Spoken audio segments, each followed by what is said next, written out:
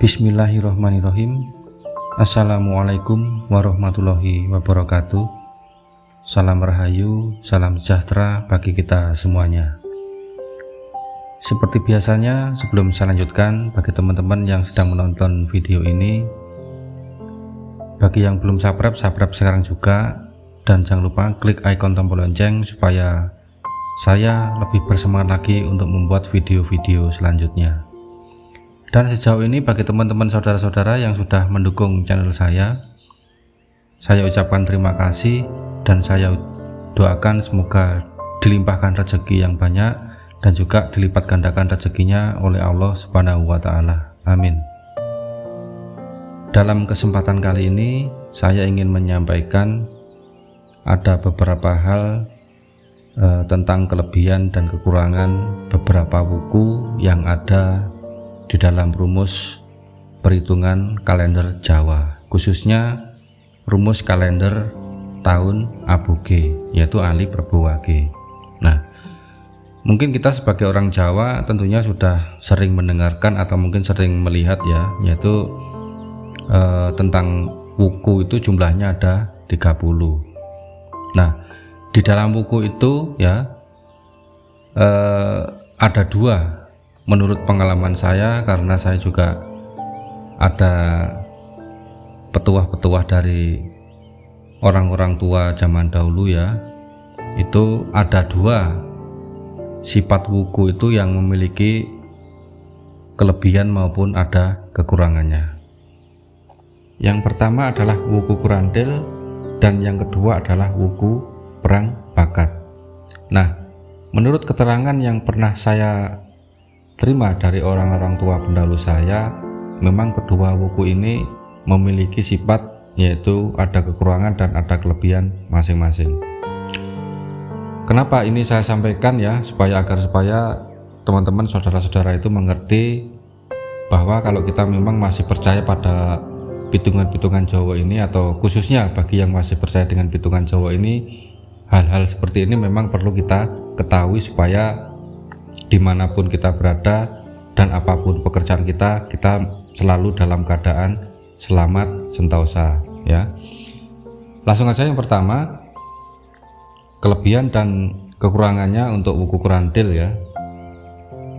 Jadi kalau misalkan seseorang itu kebetulan lahirnya itu bersinggungan dengan wuku kurandil ini, itu disarankan ya, dianjurkan jangan sampai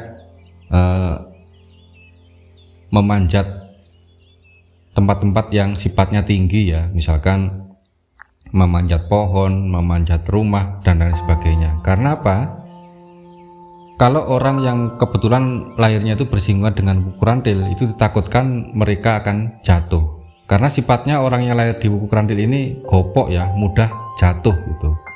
Jadi ini saya sampaikan supaya mereka yang kebetulan lahirnya bersinggungan dengan wuku kurandil harus hati-hati ya, hati-hati jangan sampai melakukan hal-hal yang tidak diinginkan, atau sifatnya jangan memanjat tempat-tempat yang tinggi.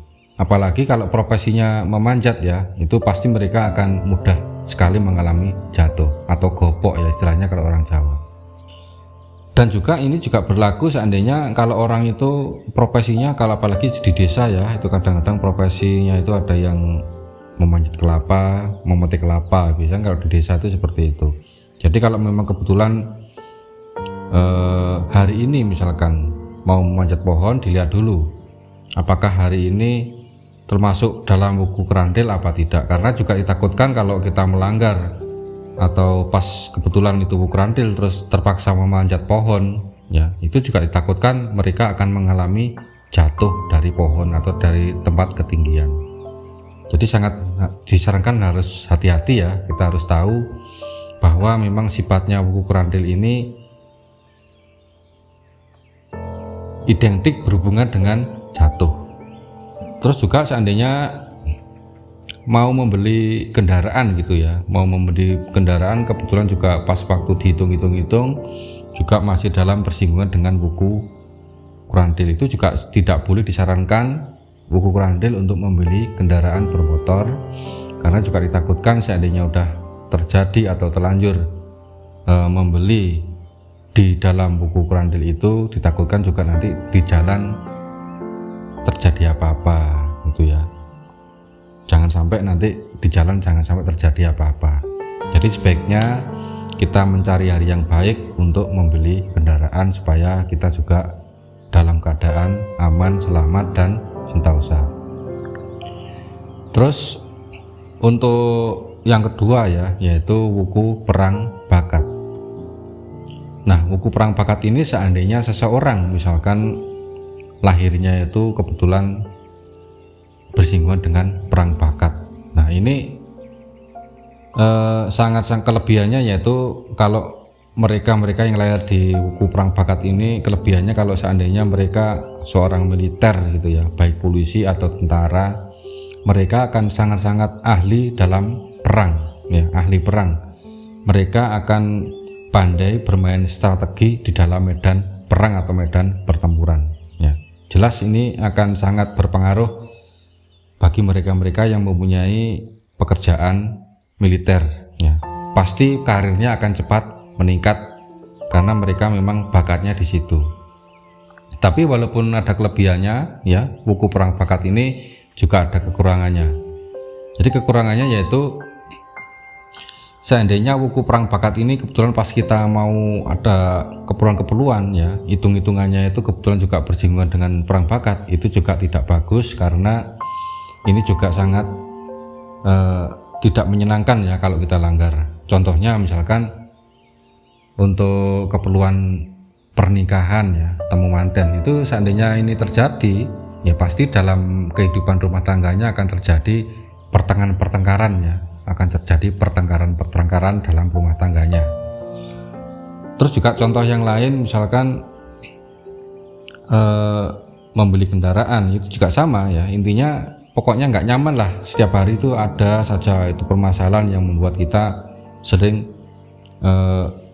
bertengkar ya, baik itu mungkin bertengkar dengan siapapun ya, mungkin sama keluarga atau siapapun. Itu jelas kalau kebetulan yang kita gunakan itu perang bakat ya pasti terjadi pertengkaran yang mungkin kita tidak tahu mungkin apa sebabnya ya. Kalau boleh saya sarankan, yaitu solusinya kalau memang sudah terjadi keterlanjuran ya, karena ketidaktahuan, misalkan untuk keperluan kita, untuk boyongan, pernikahan, ataupun untuk membeli barang-barang atau seperti kendaraan ya, terjadi keterlanjuran karena tidak tahu dan bersinggungan membelinya itu kebetulan, atau pernikahannya atau mungkin boyongannya itu kebetulan bersinggungan dengan kedua wuku ini, itu bisa dibangun nikah ulang ya, dibangun nikah ulang, dicarikan hari yang baik ya, dicarikan hari yang baik yang pas supaya nanti keluarganya menjadi sakinah mawaddah warahmah, diberi kesehatan, keselamatan, dan juga diberikan rezeki yang banyak. Terus untuk misalkan untuk keterlanjuran membeli kendaraan itu misalkan ya, itu mungkin juga perlu solusinya perlu dipetri ya. Kalau orang kampung itu biasanya dipetri, yaitu mungkin minimal pakai jenang abang ya. Kalau orang desa itu bisa dikatakan jenang sengkolo ya. Nah, mungkin seperti itu yang bisa saya sampaikan, semoga bermanfaat. Saya akhiri, wassalamualaikum warahmatullahi wabarakatuh. Salam rahayu.